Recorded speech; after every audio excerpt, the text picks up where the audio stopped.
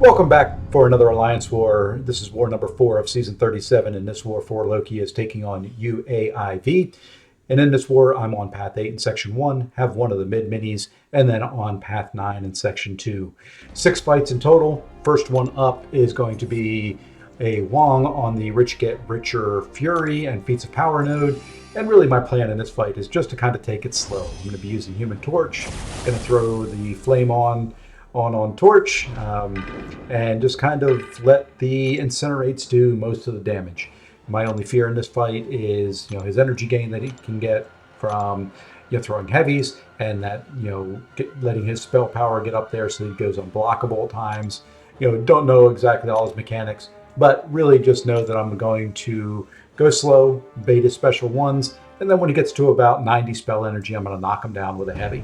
So, plan going in, not too concerned about how much chip damage I take during this fight. If I've got to take a bunch, this is the only fight I'm going to be using Human Torch for. But it is Torch against a Mystic, so while I say I'm going to go slow, it's only going to be so slow. Here I'm baiting the special one. You can see he's now at roughly 90 spell energy. I'm going to get a parry in and a heavy, reset that counter, and then just kind of repeat the same process. Bait a special one if I need to. Watch the spell energy there. He does get off a heavy, and you can see his power shoot way up there really quick. Fortunately, it stayed under 2 bars of power, because I can bait the special one. Special 2, I'd have to block. But either way, very, very easy fight overall, and a good victory to start off the war. Next fight up is going to be a Mysterio. Basically the same nodes on this one.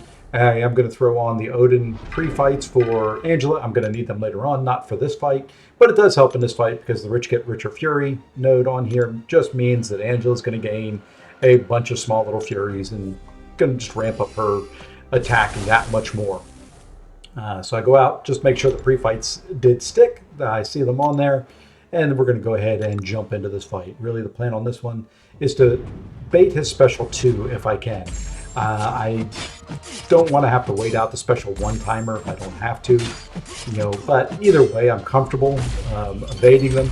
I just hate his special 1 where you just kind of have to back off for a couple seconds while that timer runs so that you don't get the reflected damage, and then, just go back to, smashing them just like normal with Angela. Gonna throw this to get the, armor breaks and the heal block. He does unfortunately toss another special 1, which just means I've got to wait this out before I get 5 more hits in and finish them off. And there we go. So we finally get that last parry. Okay, it was 4 hits, and he's down.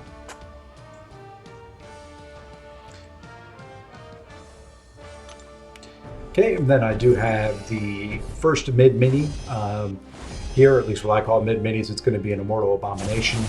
On this node, it's got Hazard Shift and Aggression Powers and Insult Injury, so that when he does get a debuff on me, my ability accuracy drops. So really playing here is just to bait a special 1. Very comfortable evading that even up against the wall if I get pushed back, and then just kind of 5-hit combos from there. This is not a very tough fight. It is going to be a very long fight, so I am going to speed this up quite a bit. And even sped up, you can see that it is just a slow fight. It's very, very safe. You can see, I've regained health up to a full yellow bar. And, really, about this point in the fight, I was thinking, well, I'm not going to do anything stupid. I'm just going to continue to go slow. I want to finish this fight at a full yellow bar. I still have 3 fights left with Angela. Really just don't want to use the potions if I don't have to.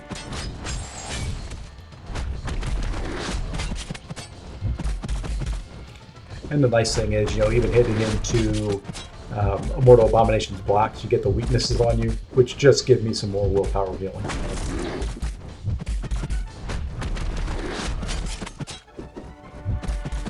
And like I said, the whole plan on this anyway was to push him to special 1s, and not try and parry, simply just so I don't make the mistake of thinking I land a parry and he shrugs it, so just being very, very safe throughout.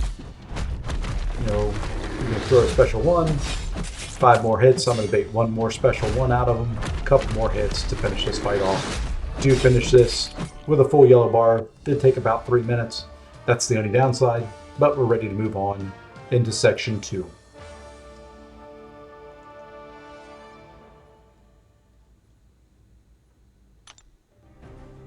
Okay, first fight up in section 2 is going to be a Kraven. Somebody did place a pre-fight on there, the guidance, so that I can land my parry safely. This does have hazard shift, and that's really the only tough part of this, is it does have conflictor. So without that white Magneto pre-fight, you've got to watch your parries because they're not going to land all the time, and they're going to give them power. But with the white Magneto pre-fight, it kind of avoids that conflictor node. Angela's going to shrug off all the bleeds or shocks, so really no big issue here. Plan going in, really I want him to throw special 2s. I don't want him to throw special 1s. You can see I'm backing up. I'm trying to avoid those traps. I don't want to get stuck in one. I don't like being in them. I have a tendency to get hit a lot when I'm in them. So I'm just really, at this point, taking it slow, watching where that trap is, and you'll see me back up here again. Now I did push him to a special 2, which is where I want him. Now if we'll just throw it. And you can see the node does have crumbling armor on there, which is just, once again, something else that's really nice for willpower healing. This special one was a pain because I was really close to the back wall to begin. So I'm just going to have to go really slow. And what I end up doing is just parry heavy for a little bit. I did get hit a couple times, but I did have an invulnerability boost on me. So just going to parry heavy to try and avoid that trap as much as possible. And I think here what I do, one more parry heavy, and then I parry and 5-hit combo, and then to a special 2 to finish them off. Oh, didn't even have to get to the special 2, couldn't remember there. So, relatively easy fight, just have to avoid those traps. Other than that, nothing, real difficult about that placement. Okay, I am going to wait for somebody to move up. I think Vega is kind enough to escort me up a node so that I could finish my fights on the same set of boosts. So we'll give him just a second. And while we're waiting, the next fight up is going to be Bishop. He's on the one-eyed open node with the hazard shift, shock, and bleed. Don't have to worry about the shock and bleed. Don't have to worry about him throwing his special 1 with the incinerates. Angela's going to shrug those off. Really, my plan in going in here is just to bait heavies. I can not too worried about either special. If he throws an SP1, I just take it to block. SP2, I can evade. On a pretty regular basis. Still have my invulnerability boost up just in case I get hit. And that's really all I'm going to do here. Do get a nice intercept there. Get another one in there. And really, the fight's going kind of just like I planned. There's a heavy. 5-hit combo, get him up to a special 2. I do throw my special 1 just to get the armor breaks on there. It's not going to really matter too much. And, to block any of his regeneration that he might get, that he can, although it's not very much, I just don't want to extend the fight too much. The unblockable special 2 can be nerve-wracking. But you can see here, Angela, with boosts on, with the Odin pre-fights, just starts hitting ridiculously hard. All in all, probably a very clean Bishop fight, probably one of my better ones on that node. And then my last fight up in this war is going to be a Void. This node, once again, hazard shift on it, and then it has the node where he's going to gain armors over time. If you hit into his block, he'll remove them. I am going to throw on a combat regen boost, just because I'm down a little bit. Want to make sure that I'm topped up in case I somehow lose the hit counter on Void and get a couple debuffs on me. Not too afraid of it. This node is relatively straightforward with Angela. It is just a matter of, a standard fight in my opinion. It is parry, heavy 5-hit combo. Only thing you have to watch out for is the debuff timer on Void. There I get a petrify on me. Tick for a couple seconds, but all in all, able to remove it.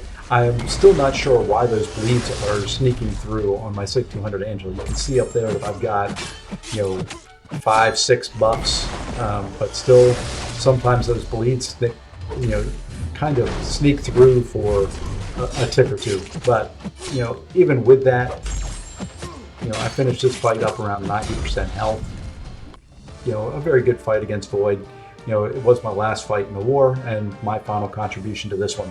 So for the season, I am sitting at 22 kills, still 0 deaths, and 4 Loki has improved to 4-0. Thank you for watching, and we'll see you in the next one.